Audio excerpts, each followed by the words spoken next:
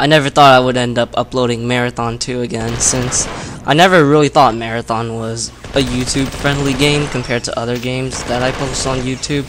But I've been playing it for a while, so yeah, I just want to, upload some content for this game from now on. So this level is the 5th level, and it is called Come and Take Your Medicine. And yes, the name is weird, and pretty much every level in the Marathon games has some sort of witty or quirky name, but it's kind of the charm of it. I always thought this level was cool. You can actually beat it really quickly, but there's a lot of exploration to be done if you want to explore the map. But it will make this level a lot more deadlier, because you are most likely going to encounter more enemies than just focusing on the main objective. I actually took the long route, so yeah, it's not going to take a couple of minutes for me to beat this level, and it's definitely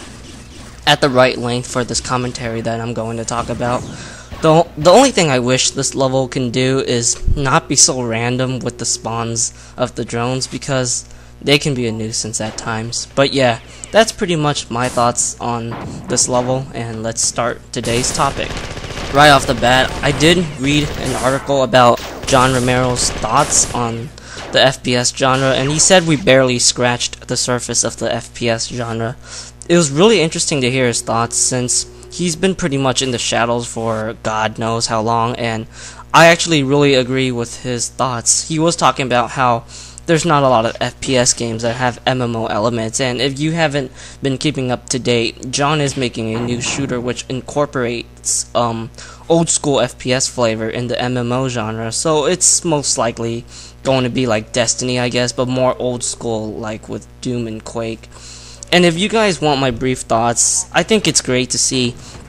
John Romero coming back to the competitive land of first-person shooters, but man, I just don't like MMOs, and I totally would buy, the new game by John Romero, but so far from what I'm hearing, it looks like it's one of those games where I'll be watching and keeping myself up to date to see what and how the game looks like. It's definitely sad, because you guys know I love id Software, and it's something that I would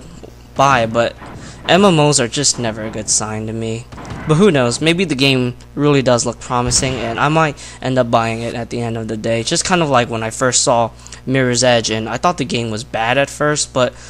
I was looking at it in the wrong way, and then I ended up buying it, and I fell in love with the game. Who knows? So I do agree with Jean that we still have a lot of stuff that we can do with this genre. I really want something like Marathon, where it's really a game about exploration and story. It's not common to see games that are like Marathon, where you look at these, well, if you think about it, there are some games that are kind of similar to Marathon, like Metroid Prime or Unreal, but it's just not the same compared to Marathon, since I think it was so cool that Bungie was using terminals back in the era where story wasn't really a common thing for FPS, and it just made the game feel unique, I guess. With that said, I actually do want another Marathon game, since according to Bungie's contract with Activision, they are working on another Marathon game if Destiny does well, and obviously Destiny is selling like hotcakes, so it could be a possibility. But yeah, a new Marathon game would be big news for me, but I wonder which platform it's going to be, because this series is really a Mac exclusive at heart, and everyone should know Mac gaming has never been mainstream compared to PC or console gaming. To continue more of the ideas that the genre could do, I really feel like FPS games are getting more accessible. If I could think of a good reason, it's because it's super popular. I mean, look at Call of Duty or Battlefield, they're always selling big numbers, and it's not just those games, and there's other games too. I also believe the genre is going to remain popular for a very long time, so I think it's always good to try something different, like, make a FPS game that's not accessible, like making it being the Ninja Gaiden for shooters. I've always wanted a FPS that is really Twitch-based and fast-paced, with a heavy marriage of extreme difficulty present in games that are known for being hard, like Battletoads or something like that. Then there's arena shooters for consoles. Arena shooters have really never been quote-unquote meant to be on consoles compared to like non-arena shooters, and I feel like we could make a console exclusive arena shooter and try to perfect it by having really good controls and being really enjoyable at the same time.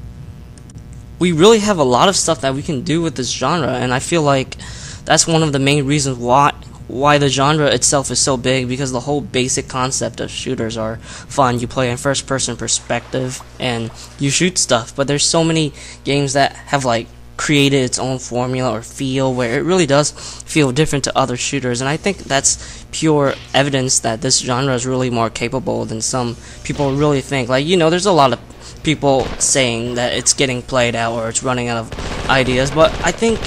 it's one of the reasons why we see a lot of shooters in the last year or this year or next year, is because people want to play with it, and maybe because there's still a lot of room for developers to explore and try to make a great game in the genre respectively. With that said, I have to say, man, I think the genre has definitely evolved like the last 3 years, I guess, because developers are being more aware of like tacked on multiplayer or what is it, linear map design and all of that type of stuff. And it's nice to see people trying to fix mistakes, and it's also great that old school shooters are coming back too, like Shadow Warrior 2013 or Wolfenstein The New Order, but we're also seeing the multiplayer side of it too, like the new Unreal Tournament or that new game that Cliffy B is currently working on. I think in the future, maybe like 2 more years, we're going to see a good hybrid of modern shooters and old school shooters, which is basically just going to show you the versatility of the genre at the end of the day.